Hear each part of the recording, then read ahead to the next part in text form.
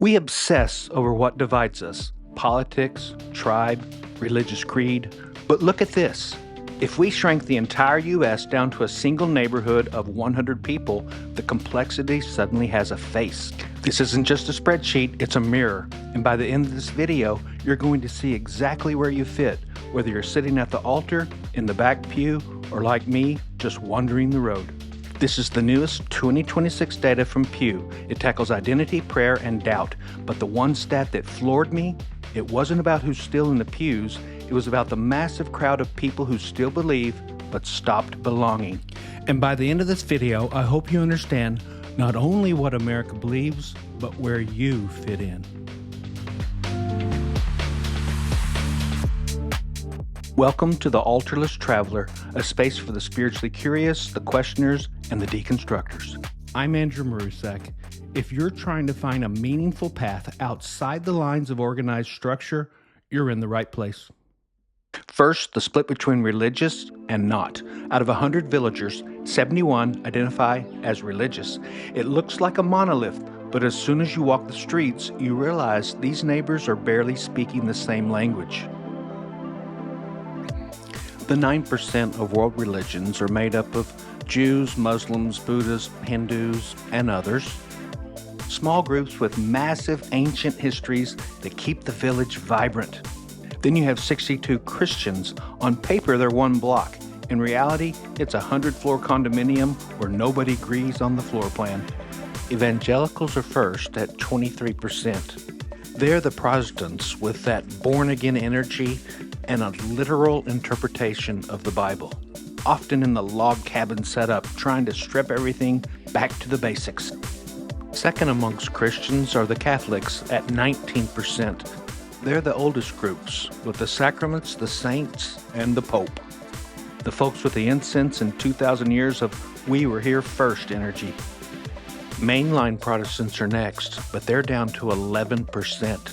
They include Lutherans, Methodists, Presbyterians, and Episcopalians.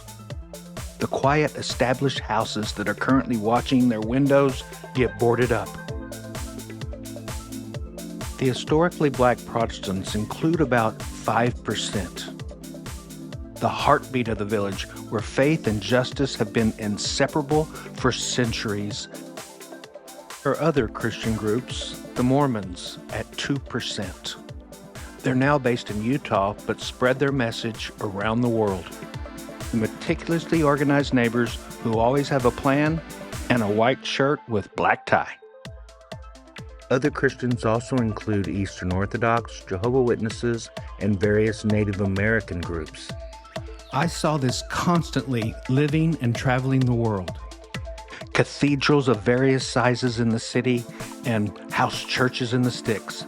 Both claim the same book, but they're living on different planets. It's like saying everyone lives in a house, but one is a penthouse and the other is a dugout. They'd both be terrified to spend the night in each other's living room. Now let's go back and take a look at the non-religious. At 29% of the population, it's composed of three major groups that are labeled the nuns because they have no religious affiliation. These nuns split into three categories. You have atheists at 5%, the neighbors who are absolutely sure the lights are off and nobody is home, and agnostics at 6%, the ones who are sure that we can't be sure and they're okay with the mystery. And then you have the nothing in particular, or SBNR, at 18%. The real drivers of this trend. These are the spiritual, but not religious. This group is the poster child for modern belief. Now let's take a look at the whole village again. Let me let this sink in, and pause if you need to, because you are in one of these groups. If you look at the whole village again, the spiritual have officially outgrown the mainline churches and are now breathing down the neck of the Catholics for the number 2 spot in the entire country. They aren't in a house, but they are definitely spirit curious. They've traded the altar for the open road. This is where the moral compass comes in. For this neighborhood, leaving isn't about being woke or mad at God. It's about integrity. For many of us, the sacred isn't found under a steeple anymore. It's in the clatter of silverware and the warmth of gathering around a table year after year. It's finding connection in the messy grace of a family meal rather than a scheduled Sunday program. Look at it from another angle, and it gets even more interesting. Let's look at people's actions. Do they attend church? This is where the Pew data gets really raw. How many attend a service weekly? Maybe 25 or 30? So the vast majority never set foot inside. Okay, so religion is over, right? The pews are empty. 75 out of 100 of us aren't showing up. Wait, watch the dots. When we ask if they sense a higher power, 83 of them say yes. What? We have a massive gap. People who don't worship together, but absolutely sense the sacred. That is modern spirituality. It means about 60% of us are trying to find meaning without religion. It's the altarless space, spiritual but not religious, or just simply spiritually curious. Did you notice a discrepancy in the two sets of data? In the same study, 11 people call themselves atheists or agnostics, but 17 people say they don't believe in God. That means 6 people in our village are incognito.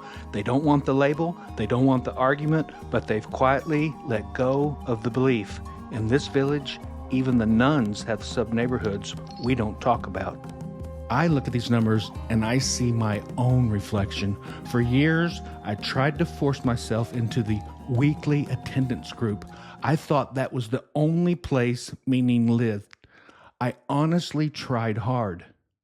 But the truth, the awe always felt scheduled. It felt managed. I remember standing in the fountains of Puratirta Impul in Bali.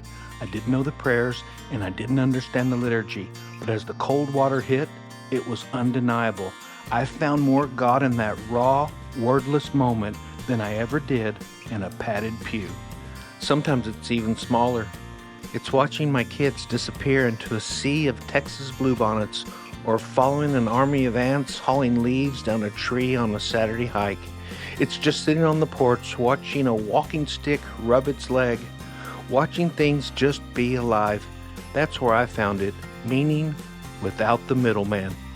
The Pew Report validates that we haven't lost our sense of wonder. We've just lost our taste for the altar. The awe is still awe, even without the creed.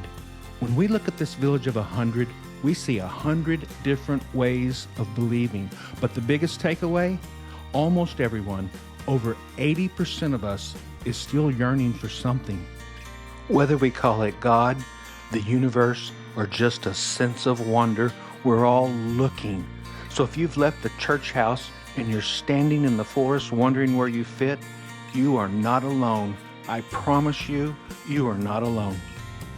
So where do you sit in this village? Are you in the pew or are you out in the open spaces with me?